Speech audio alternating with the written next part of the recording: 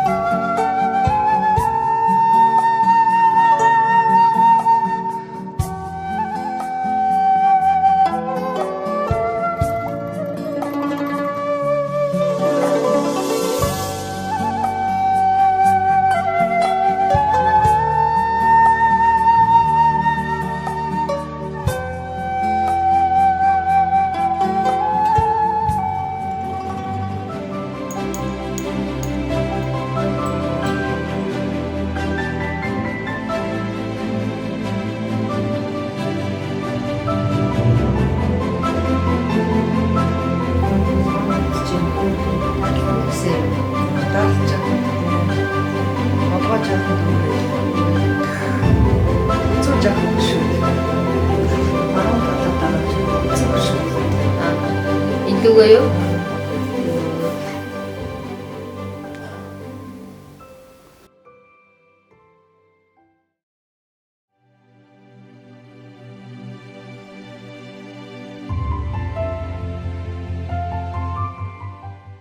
(1992) онд Дархаутын анагаах ухааны дунд сургуулийг совилогч мэргэжлэр төгсөж ирсэн.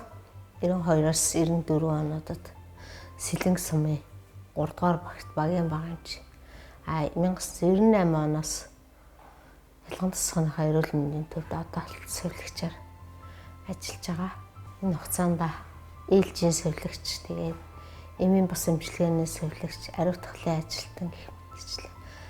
Өдрийн эмчилгээний совилогч гэдэг илгэд олон ажлыг хийж амжилж байгаа. Багийн багамж хийж байхдаа нэг шөнө унтаад байжсэн чи ээж маань дуудсан байхгүй юу?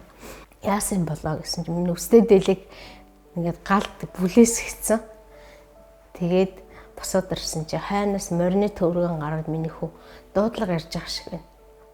Босоороо гэтгсэн байхгүй. Үлэх чинь.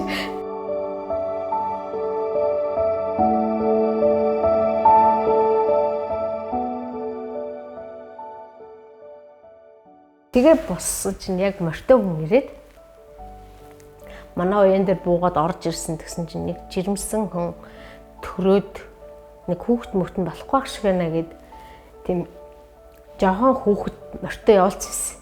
Яг хөдөөнөөс. Тэгээ би нөгөө унаа мунаа байх. Тэр үе чи унаа айгу эцгээд гэсэн ба. Нэг трактор олоод аав маань тэр трактор суугаад би өөрөө бас жирэмсэн байсан байхгүй. Тэгэхэд тэгээ нэг том хүчтэй тийшээ өмсөөл яг очсон. Тэгсэн очсон чинь нөгөө өөрөө алан төрцөн хичээсэн. Тэгээд тэр ихч маань яг үүдэн тасаад зогсож байгаа. Юмхэн жоохон хүүхэд гарсан. Тэгээд нөгөө ихс гараагүй гэдэг ороход тэр хүн айгүйх нөгөө даарч хөрсөн бисах. Тэгээд тэр зур би өстө за одоо би яадаг вүлээ гэлээ бодож байгаа чи тэгээ хамгийн түрүүнд миний нөгөө багшийн маань заасан бодогдол яг ингээл толгой дотор ирсэн. Яг л багшийн бүр ярьжсэн маань бодогдоод тэгэл гараа угаагаал өчргөө савндаа тэр үед бэйли байхгүй. Тэрөөсөө гараа савнтаа гараараа угаагаал тэгэл тэр хүний ихсэг гаргаж авч ирсэн. Тэгээ тэр бол надад айгүй хэцүү байсан. Айгүй хэцүүс. Яг ганцаарсан тэр үед надтай хамжих нэг 2-3 жил хэдэн жил ажилласан хүн байсан бол би өшөөч их түргэн арга хэмжээ авахсан. Тэгтээ би тэрийг авч чадсан юм. Тэгээ ялгантайхаа эмнэлэгт очиж гисэн байхгүй. Тэгтэл би яг ерөөсөө би яг ийм эмнэлэгт орж иж ажилласан гэсэн бодлостой яг төрсөн. Тэгээ хамгийн хэцүү үе тийм байсан. Тэгээд тэрнээс хойш бол олон юу байгаа. Хамгийн хүнд үе бас давхар ковид үе байсан. Ковид үед л ерөөсөө вакцин тарих айлт халдвар гүйтгэл голомтын халдвар гүйтгэл хийх тэгээд голомтод байгаа хүмүүстэй эмчилгээ хийх гэдэг ерөөсөө тэгэл дээрэс нөгөө хүмүүст нийгмийн эрүүл мэндийн зөв дадал олгох тийм ажлыг бол ёстой бид нар чи бүгдээрээ хийсэн шүү дээ манай салбарынхан тий тэр бол надад айгүйх сургамж өгсөн би тэндээс маш их юм олж авсан тэгээ хүмүүс л ерөнхийдөө эмийн эмчилгээнээс гадна хавсраад эмийн бус эмчилгээ хийхээр хүмүүсийн нөгөө өвчин илаарших тал нь төргөн тэгээд архаг хөөч өвчтөй хүмүүсийн нөгөө сэтрэлт өвчний сэтрэлт ингээд уртсаж ирж байгаа байхгүй юу. Тэгэхээр зэрэг айгу урам ороод улам нэр төрлөө ашиглуулад өрн хийгээд ийдаа гэсэн бодолтой яваад. Зөвлөгчийн мэргэжил бол хизээч хуучирдаггүй. Тийм үргэлж ингээд шинийг санаачилдаг, шинийг эрэлхийлдэг, хүмүүст үргэлж хүндлэгддэг тийм мэргэжил гэж боддог. Тийм учраас би энэ эрхэм мэргэжлийг сонгосондоо маш их баяртай явдгаа.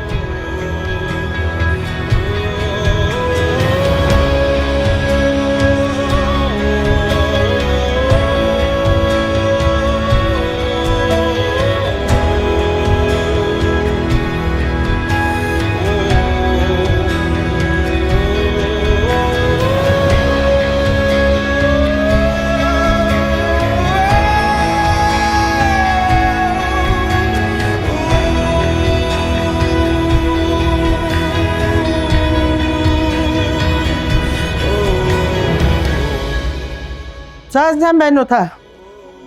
Сайхан амарсан уу? Сайхан байна. За эмээгийн бие тэнхэд ажгүй юу? Ханд ямар нэгэн зовөр байна уу? Эмчгээ хэлээ сайхан болж байна. За. За би таны нэг даралтыг үзье. За тэгвэл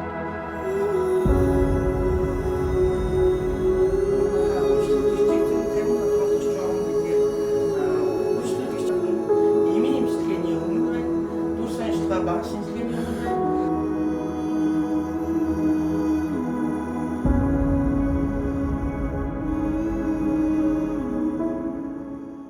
совилогч мэрэгчлэрээ одоо ингээд бахархдаг. Миний ээж болохоор бас совилогч хүн байсан. Хөдөө орон нутагт болохоор хүний нөөцийн хомсдол гэх юм уу, орон тооны юунаасаа шалтгаалдаг юм уу, нэг хүн бол дорож 2-3 ажлыг хийж гүйцэтгэдэг. Миний бие болохоор ахлах совилогч, дархлаажуулалтын совилогч, лаборант гэж хийж исэн. Хүний эрүүл мэндийн төлөө тангараг өргөсөн учраас биднэрт бол одоо энэ ажил ийм ачаалттай байна. Энэ ажлыг хийхгүй гэсэн тийм бол одоо ойлголт байхгүй. Анх намайг төгсөж ирж байхад ээлжийн совилогчаар нөгөө ажилд орж байхад манай совилогч лавгаа болохоор бас ээлжийн совилогчаар ажиллаж исэн байхгүй. Тэгээд лавгаа болохоор 90 он төгссөн тархины ангаах сургуулийг би болохоор 94 он төгсөж ирсэн. Тэгээд бид хоёр бол одоо ингээд нэг үе болж явж байгаа. Дэлгэр болохоор 98 онд бас ээлжийн совилогчаар ороод тэгээд бид гурав бол одоо 30 хэдэн жил цуг одоо хамтран энэ байгууллагад бол одоо ажиллаж байна. Дуудлаганд явдаг байхдаа дээр үед манай жижүүрийн эмчнэр нөгөө нэг түргэний машин эднэр бас идэж явцсан тохиолдолд мааз унаал, караз унаал дуудлаганд явна. Жижүүр эмч байхгүй тохиолдолд бид нар дандаа нөгөө араа дааж бүх тэр үйл ажиллагаагаа цуг нэг одоо л үеиг шиг одоо ингэж баг болж аягүй их ажилтдаг. Тэр үед бол аягүй харагдаж ирсэн байлээ. Тэгээд одоо эмчигээ байхгүй бол эмчигээ оролж хийдэг.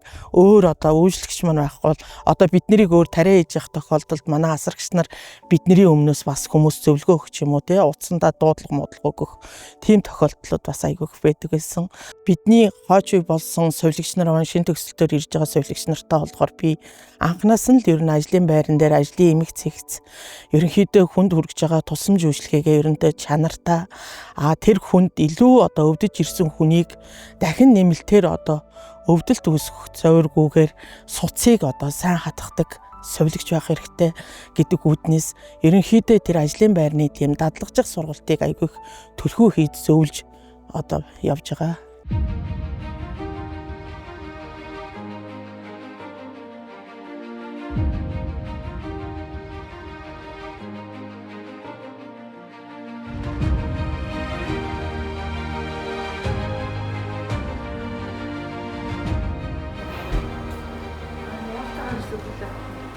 За хэн гэдэг хүний хөлөө? Манай лаборатори нь болохоор сумын эрүүл мэндийн төвд үзүүлдэг бүх лабораторийн тусламж үйлчлэгийг үзүүлдэг. Энэ дээр нь болохоор манай байгууллагад болохоор цусны бүрэн автомат анализатор, биохимийн анализатор, бүрэн автомат, шээсний анализатор, тэгээд нөгөө микроскоп бол эдний энэ багаж тоног төхөөрөмжөө бол одоо ингээд шинжилгэсэн байгаа. Лабораторийнхоо дотоод гадаад хяналтыг болохоор тухайн лабораторийн аппаратын дээр дагаж ирсэн контроллоор болоод одоо ингээд дотоод хяналтаа хийждэг. Гадаад хяналтаа болохоор аймгийн нэгдсэн эмнэлгийн лабораторитойгоо бол одоо хамтран улирал бүр одоо ингэж сорцыгаа дээжийг явуулж гадаад хяналтаа хийлгэж байна.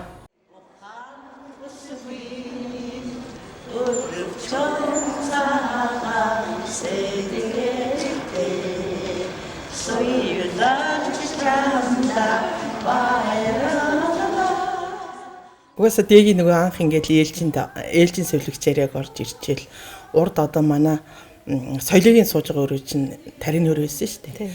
Тэгээ тэр өрөөнд ингээд суудсан, дэгийг буруу хараал аягүй суудсан. За шинэ хүн ирсэн байна даа гэж бид нар аягүй хараал ямар совилогч ирсэн бол гэл ингэж харж мараал. Тэгэл удаагүй тэгэл бид нар ч угаасаа тэгэл бөөндөө нөгөө ээлжинд явдаг болсон юм чинь тэгэл нэг аягүй сайн таньдаг болцсон тий.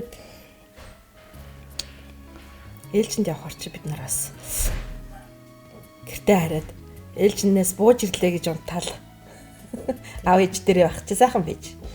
Тэгэл ээлжинд гарлаа гэж унтаал. Тэр үуч залуу байсан байна тий. Тэгээд ч нэг хүмүүнтэй суугаагүй байсан байна.